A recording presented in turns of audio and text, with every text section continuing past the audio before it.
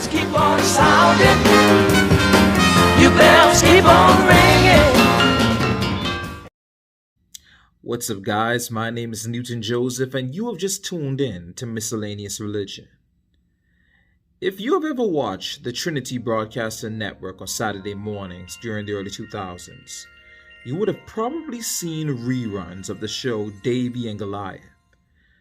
Davey and Goliath is a Christian Clay children animated series, which was produced first by the United Lutheran Church in America and later by the Evangelical Lutheran Church in America. The show was aimed at a youth audience and generally dealt with issues such as respect for authority, sharing, and even prejudice. And eventually these themes included more serious issues such as racism, death, religious intolerance, and vandalism. Each 15-minute episode features the adventures of a boy named Davey Hansen and his talking dog Goliath, as they learn the love of God through everyday occurrences. In general, the characters find themselves in situations that they have to overcome by placing their faith in God. Interestingly enough, while the show is explicitly faith-based, there is generally no content specifically about the Lutheran Church, which probably made broadcasters more comfortable with the idea of an overtly religious mainstream children's show. However, if you watch the show, arguably the most iconic and memorable element beyond the voice of Goliath was probably the only overtly Lutheran reference, which was the opening and closing theme of the show. Particularly in the opening, where you see four gentlemen playing "A Mighty Fortress Is Our God" on their trumpets as the Lutheran rose was shown in the background. As a child watching the show, I remember being mesmerized by the melody that was being played during the opening of this theme. Interestingly enough, who would have thought that by means of this show, many children around the world, both religious and non-religious alike, would have gotten their introduction to what is historically understood to be the battle hymn of the Reformation. The hymn, "A Mighty Fortress Is Our God," originally written in the German language with the title "Ein Feste berg ist unser gott," is one of the best known hymns by the Protestant reformer Martin Luther. Luther wrote the words and composed the hymn tune approximately between 1527 and 1529 AD. It has been translated into English at least 70 times and also into many other languages. The words are mostly original, although the first line paraphrases Psalm 46. This is one of the best known hymns of the Lutheran tradition and among Protestants more generally. It has been called the battle hymn of the Reformation for the effect it had in increasing support for the Reformers' cause. John Julian, in his book A Dictionary of Hymnology, records 4 theories of its origin. One of these theories comes from the words of Heinrich Heine, who claims that Ein Feste berg ist unser gott was sung by Luther and his companions as they entered Worms on April 16, 1521 AD, to attend the meeting that is now known as the Diet of Worms. Another theory, however, came from Dr. K.F.T. Schneider, who mentioned that the hymn was a tribute to Luther's friend Leonard Kaiser, who was executed on August 16, 1527 AD. Yet another theory was made by Jean-Henri Merle-Daubenay, who proposed it was sung by the German Lutheran princes as they entered Augsburg for the Diet in 1530 AD, at which the Augsburg Confession was presented. While the fourth theory is that some scholars believe that Luther composed it in connection with the Diet of Speyer that took place in 1529 AD, at which the German Lutheran princes lodged their protest to the Holy Roman Emperor Charles V, who wanted to enforce his 1521 Edict of Worms. Alternatively to these theories, however, John M. Merriam writes that the hymn began as a martial song to inspire soldiers against the Ottoman forces during the Ottoman Wars in Europe.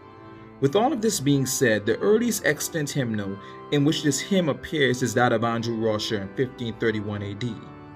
However, it is also believed to have been included in Joseph Klug's Wittenberg's hymnal of 1529, of which no copy remains. And moreover, before that, it is believed to have appeared in Hans Wies's Wittenberg's hymnal of 1528 as well, which is also lost.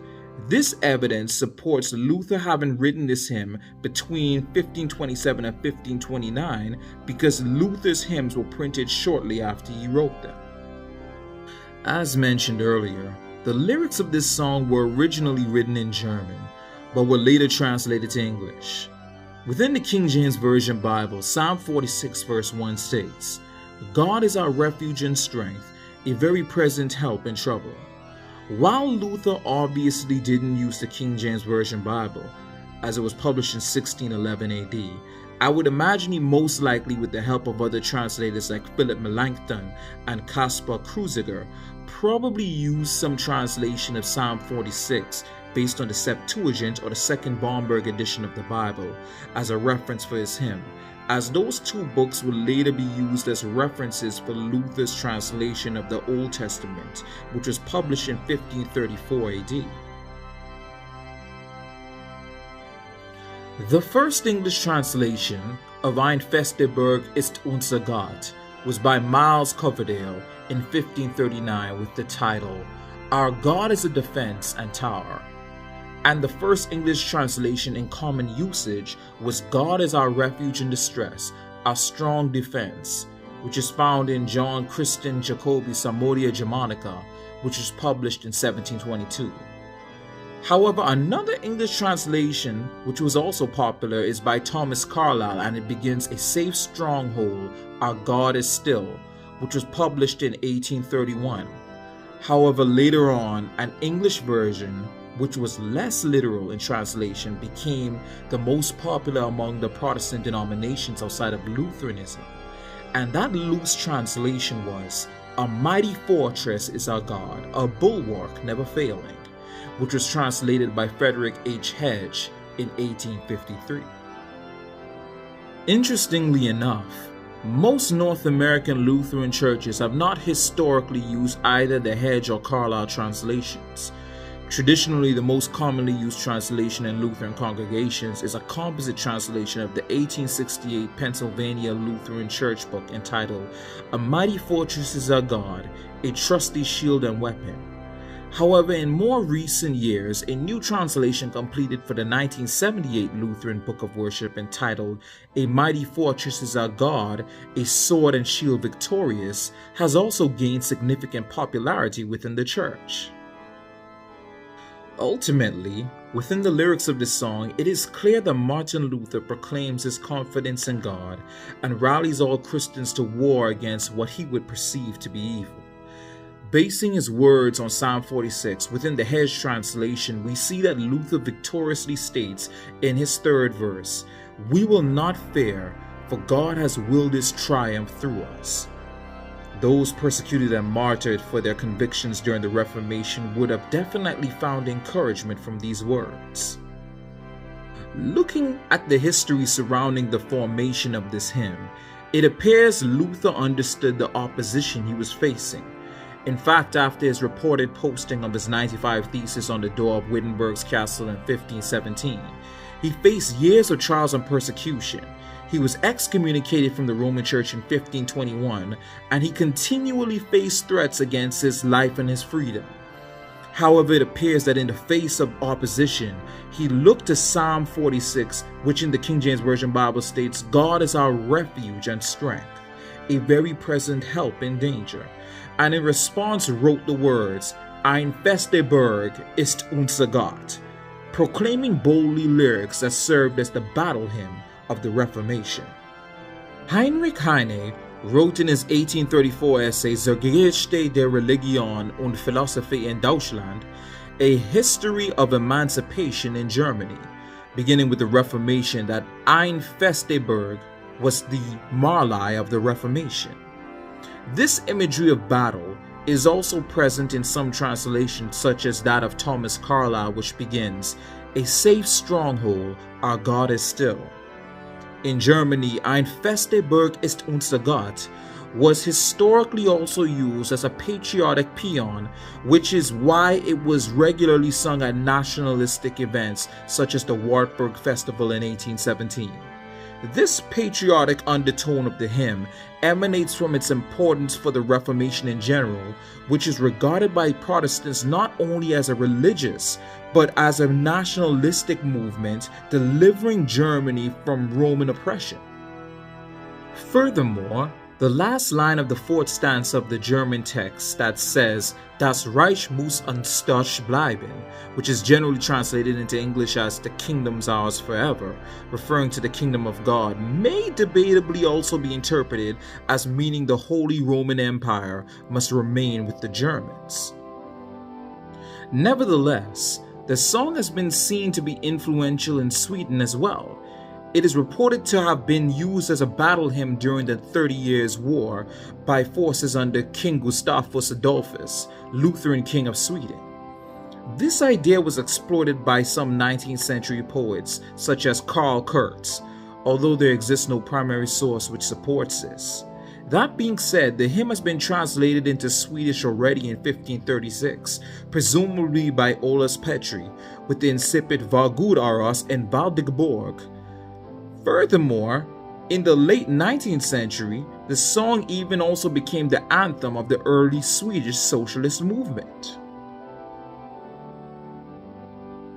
Beyond nationalistic and battle movements, a mighty fortress is our God, or Ein Feste berg ist unser gott, has been seen to be heavily popular and impactful throughout Western Christendom in Protestant hymn books. However, it is now even a suggested hymn for Catholic masses in the US and appears in the Catholic Book of Worship published by the Canadian Catholic Conference in 1972. With all of this being said, the eventful history and reception of A Mighty Fortress is Our God has been presented interactively in the Lutherhaus Eisenach's revamped permanent exhibition since earlier this year, 2022. The musical influence of this hymn is tremendous, and it has been used in some capacity by various music composers, including Johann Sebastian Bach, George Friedrich Handel, George Philipp Telemann, Felix Mendelssohn, Claude Debussy, and Ralph Vaughan Williams, among many others. With all the impact of this hymn being mentioned, it is important to note that today, October 31st, 2022, marks the 505th anniversary of the Reformation, which is based on Philip Melanchthon's reporting of Martin Luther nailing the 95 Theses on the door of the All Saints Church in Wittenberg, Electorate of Saxony in the Holy Roman Empire. Historians and other experts of the subject argue that Luther may have chosen All Hallows Eve on purpose to get the attention of the common people, although that has never been proven. Available data suggests, however, that the 31st of October was the day when Luther sent his work to Albert of Brandenburg, the Archbishop of Mainz. This has been verified, and nowadays it is regarded as the start of the Reformation, alongside Melanchthon's claim of Luther nailing the 95 Theses to the door of the All Saints Church on the same date. Because of these events, the holiday is now celebrated amongst various Protestants, especially by Lutheran and Reformed churches, and due to ecumenical movements, some other Christian groups now tend to acknowledge or co-participate in church services celebrating Reformation Day as well. That includes even the Roman Catholic Church, as well as various Protestant denominations that are neither Lutheran nor Reformed. The first line of A Mighty Fortress is Our God is inscribed on the tomb of Martin Luther at Wittenberg, and his powerful words and tune continue to live till today. No matter what your religious or lack of religious background may be, today marks an important day in history in which the Protestant Reformation is acknowledged and the battle hymn of that Reformation is remembered. With that being said, if you have stayed till the end of this video, thank you for tuning into Miscellaneous Religion, and I wish you a happy Reformation Day. Peace. But didn't my Lord deliver Daniel, deliver Daniel, deliver Daniel? Didn't my Lord deliver Daniel? And why not every man?